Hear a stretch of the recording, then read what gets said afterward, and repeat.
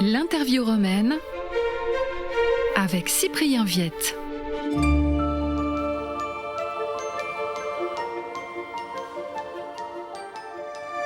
Don Stefano Cascio, bonjour, vous êtes prêtre du diocèse de Rome, franco-italien, vous venez d'être nommé vice-directeur du Borgo Laudato Si à Castel Gandolfo. On va revenir dans quelques instants sur ce que représente cette nouvelle fonction.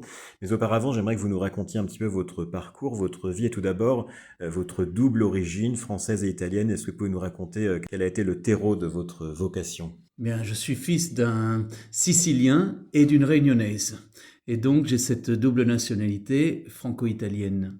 Et je suis né sur la Côte d'Azur. Et en l'an 2000, je suis venu à Rome pour être volontaire à Radio Vatican. Il y avait à l'époque Radio Jubileum, qui était la radio du Jubilé. Et en étant à Rome, c'était une période très riche. Et il y avait beaucoup d'activités pour les jeunes, en particulier l'adoration à Sainte Agnès à Place Navone, où une phrase que j'avais entendue durant les Journées mondiales de la jeunesse, de la part de Jean-Paul II, qui avait dit dans son homélie du dimanche, de fin des JMJ, « Si un de vous, chers jeunes, sent lui l'appel, qu'il ait le courage de se donner comme le Christ s'est donné à l'humanité. » Et cette phrase est revenue, et j'ai eu un débat intérieur et j'ai décidé de rentrer au séminaire. 2001-2002, j'ai fait une année au Studium Notre-Dame de Vie, envoyé par le diocèse de Nice. Mais finalement, je ne connaissais pas vraiment le diocèse. J'étais beaucoup plus inséré dans le diocèse de Rome avec la pastorale des jeunes. Et donc, avec mon père Spi, on a réfléchi et il m'a dit, là où ta vocation est née, tu dois servir. Et c'est comme ça que je suis rentré à Rome, où j'ai fait tout mon séminaire et j'ai été ordonné en 2008. Donc vous aviez un lien très très fort avec Jean-Paul II. Vous pouvez dire que ça a été un peu lui le père, l'inspirateur de votre vocation de prêtre ? Absolument. Jean-Paul II a été pour moi un père, un évêque. J'aimais bien le théâtre aussi, comme lui. Cette façon de communiquer et en même temps cette profondeur qu'il avait. Et d'ailleurs, quand il avait écrit sa lettre après le jubilé, à la fin du jubilé, Ducina altum, prendre le large, c'est devenu un peu ma devise. Et c'est ce qui m'a accompagné. Et la chose incroyable, c'est que j'avais rencontré Jean-Paul II le 27 avril 2001 en lui disant de prier pour moi parce que je voulais rentrer au séminaire. Et j'ai été ordonné le 27 avril 2008 et après nommé curé un autre 27 avril. Le 27 avril revient et en plus il a été canonisé un 27 avril. Donc pour moi, c'est vraiment une vie qui est liée à ce modèle et il continue à me parler encore aujourd'hui. Donc vous avez commencé le séminaire sous Jean-Paul II, vous l'avez terminé sous Benoît XVI et c'est Benoît XVI lui-même qui vous a ordonné prêtre. J'ai été ordonné par Benoît XVI en 2008 à son retour de son voyage aux États-Unis parce qu'il est l'évêque de Rome et donc pour le diocèse de Rome c'était toujours l'évêque et donc le pape qui nous ordonnait. Donc c'était une grâce particulière aussi de recevoir cette onction des mains du pape lui-même, ça vous a aussi ancré dans ce diocèse, dans ce territoire très particulier qu'est Rome. À Rome c'est un peu particulier parce que quand on pense à Rome, on pense au Vatican, au pape, etc.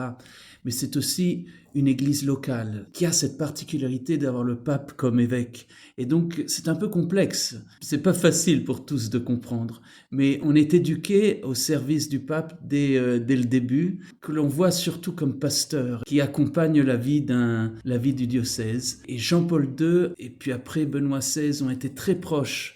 Ils étaient toujours présents à la fête du séminaire, ils venaient, ils dînaient avec nous. On a toujours eu un contact très différent de ce que pouvaient avoir les autres. Et puis on était là aussi au service pour les différentes cérémonies, etc. Donc il y avait un lien particulier avec ces papes. Donc quelles ont été vos charges ensuite dans ces 17 années qui ont suivi votre ordination ? Vous avez été dans plusieurs paroisses, y compris dans la périphérie romaine la plus difficile. Alors j'ai toujours été dans la périphérie de l'Est de Rome, Sud-Est. En 2008, donc je commence et je suis vicaire dans une paroisse pendant 3 ans, Santa Maria Dolorata, puis vicaire dans une autre paroisse 5 ans à San Giovanni Battista de Rossi et je termine comme curé à Saint-Bonaventure.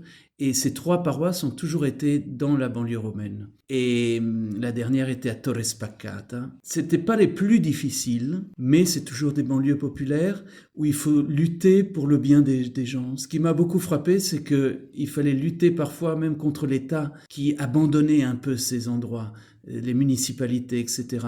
je me suis senti parfois un petit Don Camillo qui allait lutter. J'ai lutté beaucoup dans ma dernière paroisse pour le Parco di Centocelle, qui est un parc archéologique dont on ne pouvait pas y accéder parce qu'on avait des casses automobiles qui étaient d'abord un danger. D'ailleurs, on a eu un incendie très grave.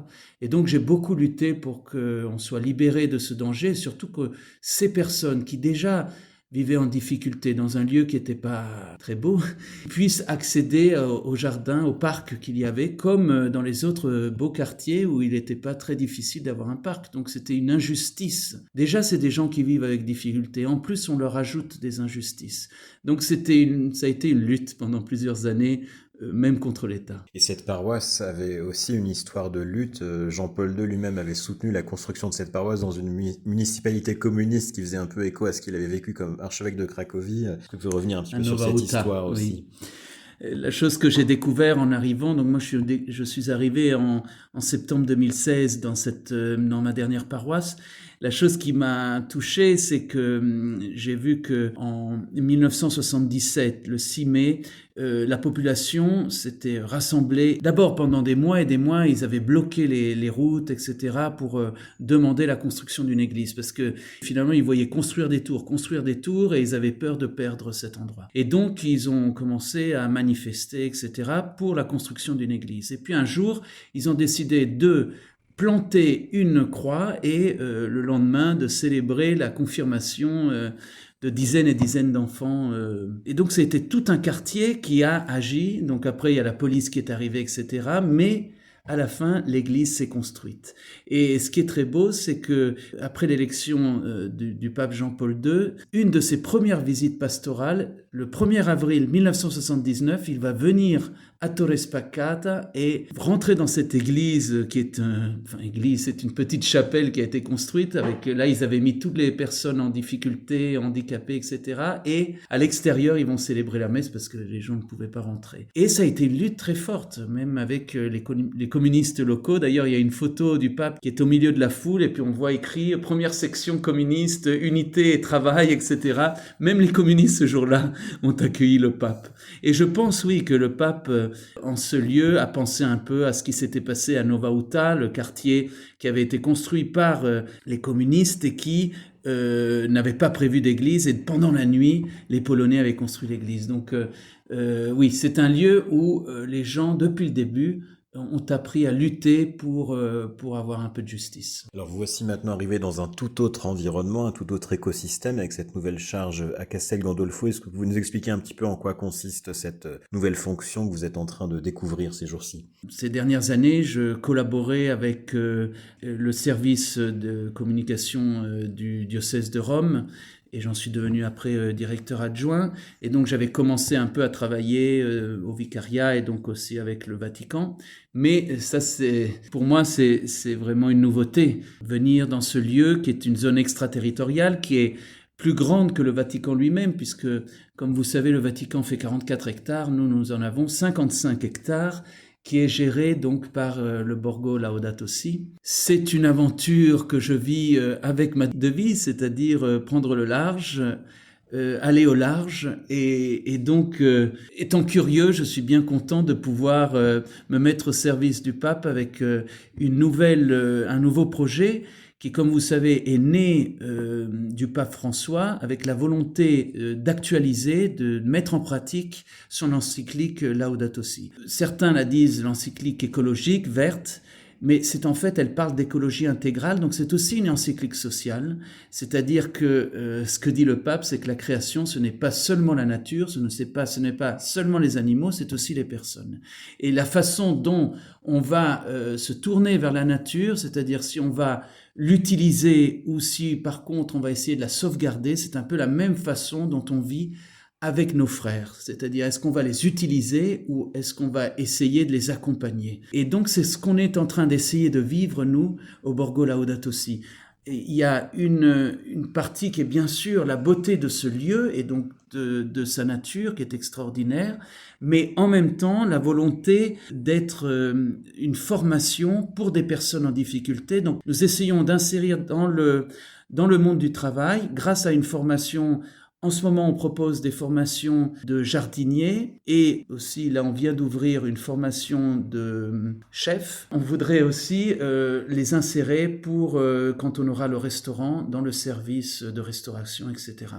Et on essaye aussi d'accompagner ces personnes l'année qui suit pour essayer de trouver un lieu, un travail. Il y a une dimension sociale. On a vu dans cette alternance entre le pape François et le pape Léon XIV une continuité sur ce lien que vous expliquez entre la vie sociale et l'écologie. Vous, personnellement, en tant que prêtre, comment vous avez vécu ces quelques mois de transition vers un autre pontificat, un autre style? Comment vous vivez cette période et comment se vit le lien avec Léon XIV ici à Castel Gandolfo? Le lien avec Léon XIV est un lien qui est devenu très proche pour nous ici à Castel Gandolfo, puisque, comme vous le savez, il vient toutes les semaines. C'est d'ailleurs, on ne peut plus parler de résidence estivale pour le pape, mais une résidence secondaire, puisqu'il vient toutes les semaines se ressourcer dans ce lieu. Ça lui permet de lire, de se reposer, de se promener, de faire du sport. Donc il a besoin de ce moment ici. Et nous essayons de lui permettre de vivre ce moment sans être dérangé, parce que le parc reste ouvert, même pendant la présence du pape. Mais nous essayons de lui garantir une certaine paix pour qu'il puisse se reposer. Il a, dès le début, c'est lui qui a inauguré nos locaux le 5 septembre dernier. Il a donc soutenu ce projet qui avait été pensé et voulu par le pape François. Et dans sa continuité, il est en train d'enrichir, même avec sa présence, Castel Gandolfo et Albano, parce que le parc de sa résidence part de Castel Gandolfo, mais se termine dans cette ville qui s'appelle Albano. Et donc, il enrichit, et nous voulons continuer ça, parce que nous avons l'idée de faire une communauté énergétique avec ces deux villes. Nous voulons, grâce à notre restaurant, travailler avec les personnes qui sont ici, parce que d'un côté, on va produire au kilomètre zéro, mais c'est aussi une volonté de faire fonctionner les choses avec les alentours. Donc, il y a vraiment une envie de travailler aussi avec le territoire.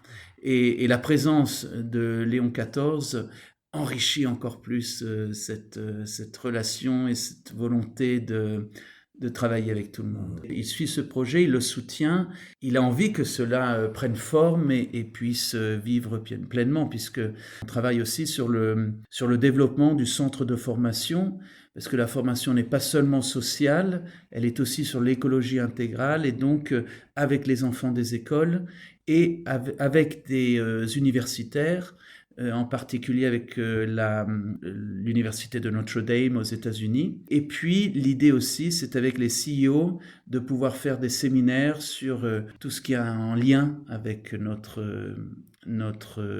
recherche et la Laudato Si. Et puis, bien entendu aussi, il y a toute la partie pastorale, la découverte du Dieu créateur à travers ce lieu. Qu'est-ce que cela signifie pour un chrétien vivre dans ce monde qui nous a été donné par Dieu? Donc c'est tout ça que sur lequel nous sommes en train de travailler maintenant.